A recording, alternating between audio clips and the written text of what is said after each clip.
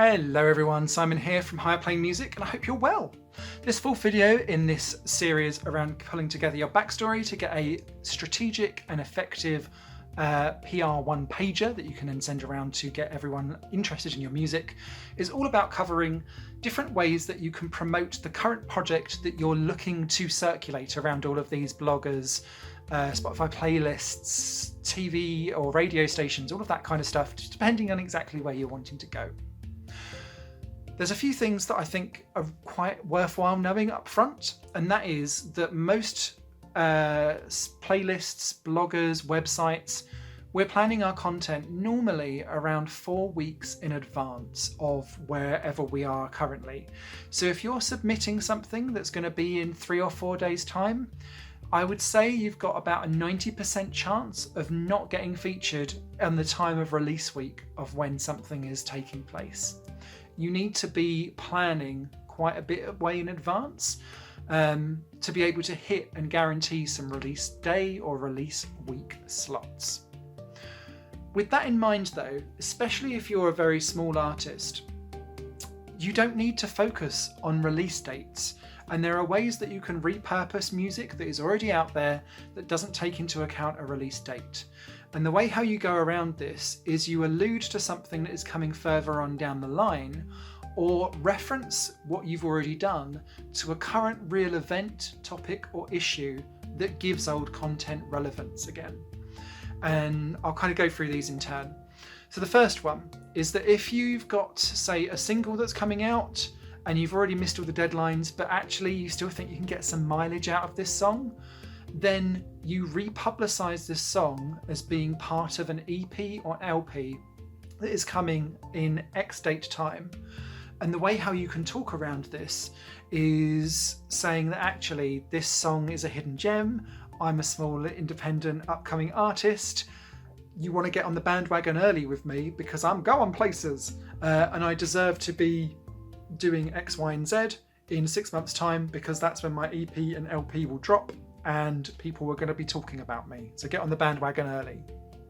It also allows you to talk quite freely about the story of creation of that piece of work, and also starts to tie into that narrative of exactly where your EP and LP is going. So it works almost like if you've missed the release date for something, you start to look at bridging content.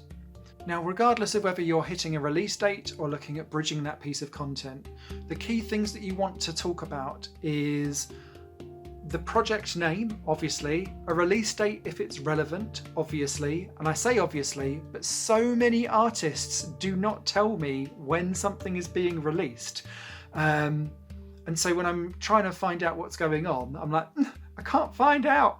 And then sometimes I will just drop it because I've got other artists that are better prepared with the same quality of music. Dog eat dog world.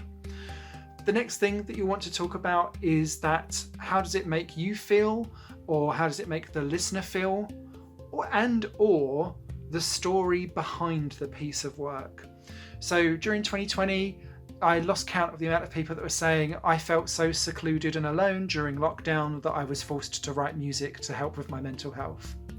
Interestingly, now a year later, I'm now getting the same types of requests through around people suffering anxiety and nervousness around coming out of lockdown and re-engaging back with the world again.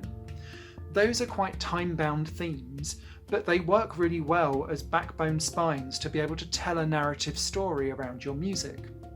It could be that you've had 10 years of dealing with drugs and alcohol, and now you're coming out of that and you're clean and sober, and you either want to reflect on old times or look at new times. It could be that you've just had your heart broken and then you're going to write like a blood and guts all 2 fingers up yours to your ex. Or it could be that actually you've grown as a person.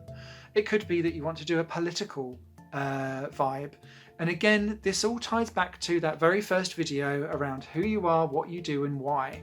Because that why ties into the story of your music, ties into the feel of the music and what you expect your listeners to feel.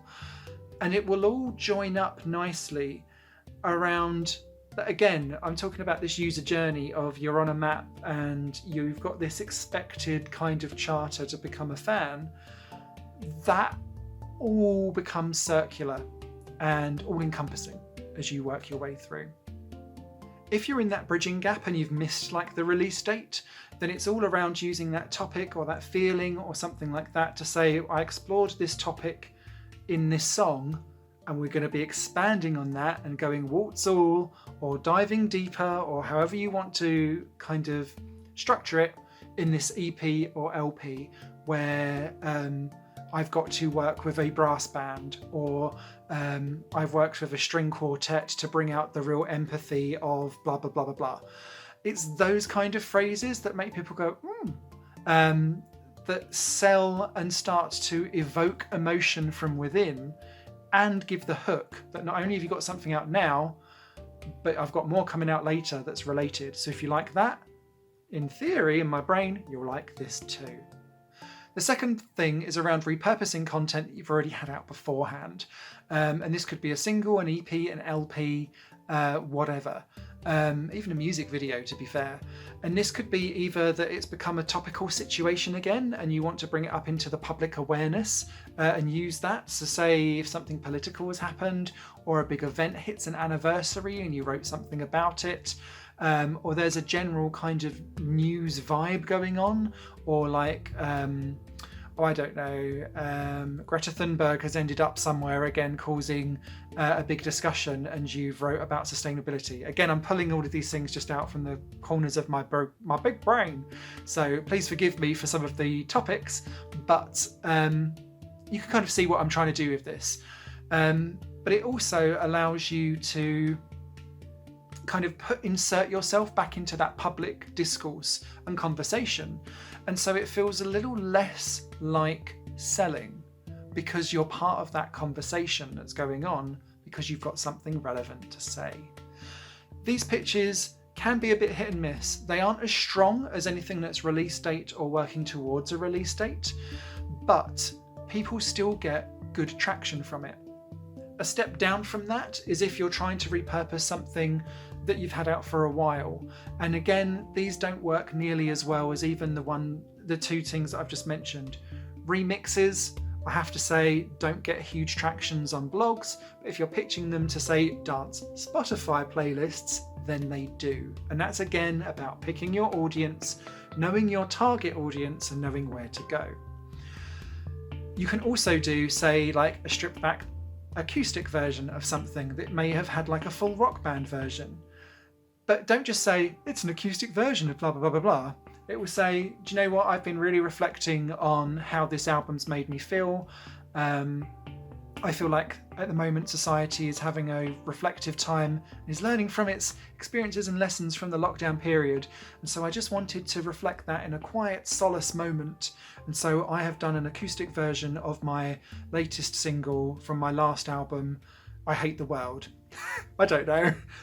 In it goes. But it's reinserting it back into that consciousness so that it makes something old relevant again.